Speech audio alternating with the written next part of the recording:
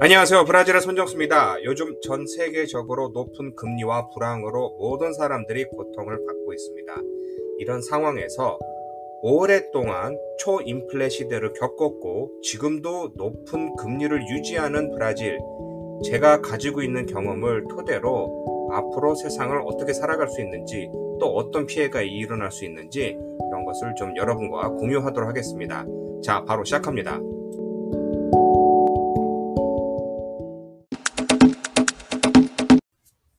그러면 지금 현재 일어나고 있는 물가 상승과 이 고금리 정책에 대해서 역사적으로 한번 뒤돌아보겠습니다. 브라질은 1960년대부터 80년대 사이, 그러니까 70년대 말이죠. 정확하게는 성장기가 있었습니다. 그러니까 여러 요인에 의하여, 해외 또 국내적인 요인에 의하여 이렇게 고성장을 하였고요. 매년 두 자릿수 정도의 성장을 계속 이어갔습니다. 그러다 보니 70년대 말부터는 또 다른 여러 요인으로 인하여 공급과 수요가 맞지 않으며 초인플레 시대가 열린 것입니다. 이때 엄청나게 물가가 올랐습니다. 1년에 인플레이션이 뭐 한 3%, 4%, 5% 아니면 10%만 돼도 참 걱정이 되는데, 연간 100%는 물론 한때는 1000%, 또 최말 때는 한 3000% 정도의 물가 상승이 있었던 것이죠. 이렇게 되면은 사람이 제대로 삶을 이어갈 수 없습니다.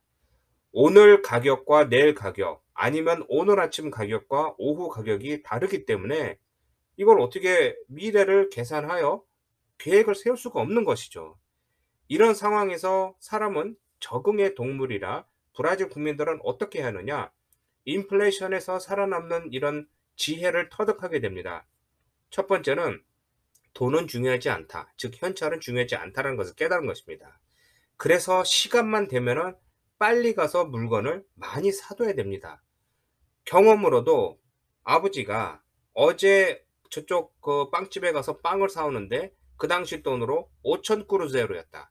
그러면 오늘은 6천 꾸르제로, 아니면 6,500, 아니면 7천 꾸르제로를 가져가야 되는 겁니다. 그만큼 항상 주머니에는 현찰이 많았고요. 우리가 자주 비교하는, 이거 휴지보다 못한 돈이다라는 게 저는 직접 겪었습니다. 정말 주머니에 많은 돈을 가지고 다니지만 그 돈을 가지고는 버스 한번 타든가 아니면 빵 하나 사 먹으면 끝나는 돈이었죠. 어찌 됐건 이럴 때는 지폐는 휴지 조각과 다름없기 때문에 빨리 그 값어치를 써야 되는 것입니다. 그래서 사람들이 이 돈을 쓰기 위하여 월급을 빨리 받아서 받는 날은 하이마트에 뛰어가서 당연히 엄청나게 물건을 사 놔서 한 달간 먹고 사는 것이죠. 이게 지금 전 세계적으로 미국을 위주로 하여 전 세계 나라 사람들이 막으려고 하는 것입니다. 자꾸 인플레이션이 계속 지속되면은 물가가 오를 것이라는 이런 생각을 하게 되고, 그렇게 되면 물건을 계속 모으게 되면은 잘 유통되지 않으면서 가격이 계속 오르게 되는 것입니다. 그렇기 때문에 이럴 때는 우리가 좀 진정을 하고 미래에 대한 이런 안정감을 가져야 되는데, 현재는 이어지지 않는 것이죠. 또 다른 경험은, 그 당시에 은행에 돈을 넣어 놓으면은 당연히 이자가 인플레이션을 따라갈 수가 없습니다. 그러다 보니 많은 사람들이 넣었다가 손해를 본 사람도 있고요. 왜? 장기 계약을 했기 때문에 처음에 뭐 한 예로 연 한 30% 일가 이자를 쳐 주겠다 하지만, 사실 실제적으로 보면은 그때 뭐 100%의 물가 상승이 있었다면은 오히려 손해가 나는 것이죠. 또한 91년도에 꼴로르 대통령이라는 사람이 나와서 물가를 잡으려고, 브라질 정부도 물가를 잡으려고 여러 플랜을, 정책을 내놨습니다. 다 하나같이 실패하였고요. 91년도에 나온 40대 기술을 내세워서 나온 꼴로르 대통령은, 야, 이거 시중에 이게 유통되는 돈이 너무 많은 것 같아. 이 돈을 좀 빼자라고 해서 하루아침에 예치금을 다 정부에서 가져가게 된 것이죠. 그러니까 1년 있다가 돌려주겠다. 돌려주는데 단 이자는 안 쳐준다. 왜?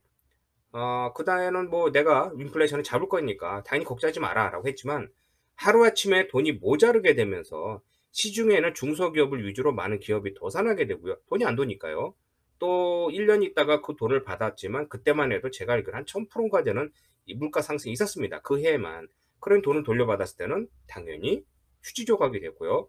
그게 91년도, 92년도 있던 상황이 지금까지도 계속 재판이 이어지면서 그 당시에 내 돈을 돌려달라는 이런 소송이 지금 이어지고 있고요. 실제로 승소한 사람도 있고 승소하고 나서 모든 인플레이션과 또 이자를 계산했더니 지금 정부가 부담할 수 없을 정도의 엄청난 부담금이 되기도 합니다.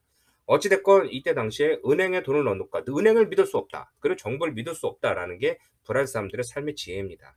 그래서 은행을 최대한 멀리하고 은행 돈을 함부로 쓰지 않는다라는 게 지금 현재 브라질 사람들이 오랜 인플레이션을 겪으면서 터득한 삶의 지혜입니다.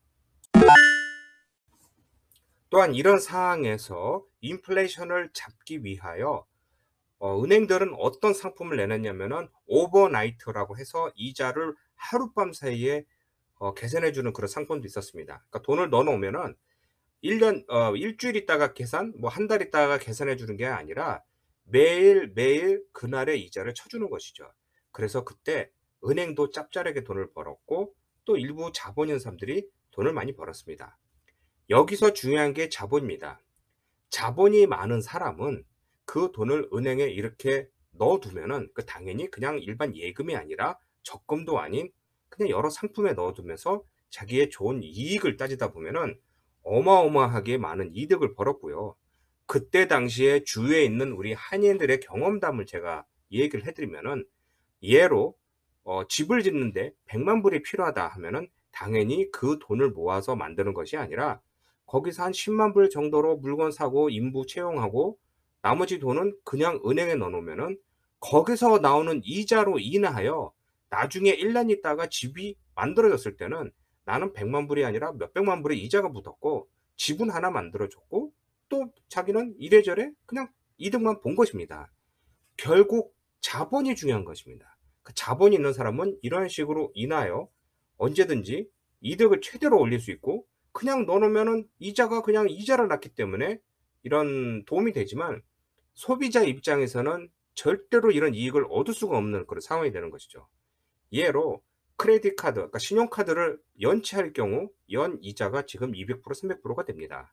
또한 마이너스 통장 같은 경우에도 한도가 있지만 그걸 쓰게 되면은 이자가 200% 300% 정도 됩니다. 즉 일반인들은 그런 식으로 이자가 아닌, 그러니까 내가 받아들이는 이자가 아닌 그냥 쓰는 이자도 좀 어느 정도 좀 절책을 해 주면 되는데 그러지 않고 어마어마하게 높기 때문에 함부로 쓸 수가 없는 것이고요. 또한 이런 브라질에서만 특징 중에 하나가, 그러니까 브라질뿐만 아니라 저소득층이 많은 나라 중에 특징 중에 하나가 TV나 자동차나 뭐 이런 것을 그냥 현찰이 아닌 대부분 수십 번 분할로 삽니다. 이거는 예전에 초인플레 시대에는 당연히 없던 것이었지만 그때는 뭐 상상할 수도 없는 상품이었고요. 그치만 이게 2000년도에 들어오면서 경제가 안정화되고 성장할 때 할부가 처음엔 5개, 6개, 10번, 20번 하다가 지금은 냉장고, TV 하나도 뭐 24번, 뭐 한때는 48번까지도 해 주던 그런 시절이 있던 것이죠. 그러니까 그때는 지금 같은 인플레 시대는 아니라는 것이었습니다. 어찌 됐건 일반 시민자들은 무엇인가 은행 혜택을 보려고 해도 혜택을 볼 수가 없고요. 이게 24번, 48번 분할을 하지만 이게 또 숨겨져 있는 또 이런 비밀이 있는 게 당연히 원가에 그냥 무이자로 할부를 해 주는 게 아닙니다. 이자가 어마어마하게 높습니다. 24번, 뭐 36번, 48번 하게 되면은 그 원금의 2배 이상을 주게 되는데 이 일반 소비자들은 지금 당장 내가 한 달에 100불 이상을 쓸 수가 없다라고 할 때는 어쩔 수 없이 그렇게 쓰게 되는 것이죠. 그러니까 브라질은 오래전부터 오래된 인플레이션의 그 악재로 남으면서 또 브라질 경제 정책도 항상 고인플레, 그러니까 고금리 정책을 사용하기 때문에 일반 시민자들은 어쩔 수 없는 이런 피해를 입게 되는 겁니다. 그러니까 지금 예전의 경험과 지금 현재 불안 상황을 요즘 시대에 맞춰서 고인플레 시대와 또 고금리 시대가 열리고 있는 한국 분에게 제가 알려드리고 싶은 것은 뭐 당연히 아시겠지만 자본이 있는 분이 은행에 돈을 넣게 되면은 문제는 없습니다. 당연히 금리가 높기 때문에 상품성이 높아서 이자를 많이 받기 때문에 그냥 두면 2배, 3배 뛰는 그런 시대가 되는 것이고요. 일반인들은 절대로 은행 돈을 쓰면 안 된다는 것입니다. 또한 이런 상황에서 정책이 계속 이어지게 되면은 당연히 자본이 많은 사람이 돈을 벌게 되지만 소비자들은 상상도 못할 고통이 계속 이어갈 것입니다. 그러니 이 부분을 좀 이해를 하고요. 물가 상승이 굉장히 위험하다라고 제가 꼭 말씀드리고 싶습니다. 이것도 몇 달 전에 제가 브라질 인플레이션에 제가 설명을 하고 이게 위험하다고 얘기했는데, 그때만 해도 아마 8월 이었나요? 아마 제가 그때를 기억하는데, 그 당시 미국이나 한국에 있는 분들은 인플레이션이라는 개념도 없었고 이게 왜 위험한지라는 그냥 생각도 없던 그런 분들이 많았습니다. 저는 깜짝 놀랐습니다. 인플레이션 지속되면은 너나 나나 누구에다 삶에다 무너지는데, 그거에 대해서는 위험해서니까 무슨 말이냐면 무슨 문제가 생기면은 거기에 대해서 대응하려고 하지 말고 대비책을 세워야 되는 것이죠. 문제가 생긴다고 해서 하나씩 하나씩 거기에 대해서 대응하려고 하는 거는 정말 천재가 아니면 할 수가 없는 것이고요.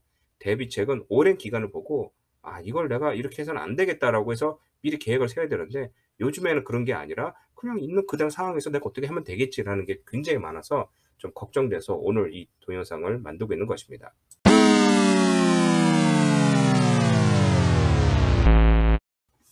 그러면 이런 상황에서 기업들은 어떻게 할까요? 당연히 수입 단가로 봅시다. 만약에 내가 외국에서 물건을 가져오는데 환율이, 그러니까 브라질 환율이요, 1불이 1.5, 2.5라고 얘기를 봅시다. 그렇게 되면 그 당시에 그럼 비슷하니까 요걸 내가 기준을 해서 이 원가를 들여와서 이렇게 제조해서 팔면 되지라고 하지만, 사실은 오래전부터 브라질에서 수입하는 사람들은 환율이 지금 1.5라고 하면은 최소한의 2배에서 3배 정도를 미리 계산해서 일을 합니다. 왜? 브라질 환율은 항상 뛰기 때문에 올라갔다 내려갔다 하지만 사실 올라간 건 내려오는 게 아니라 다시 계속 올라가는 것이기 때문에 미리 그것을 예상하는 겁니다.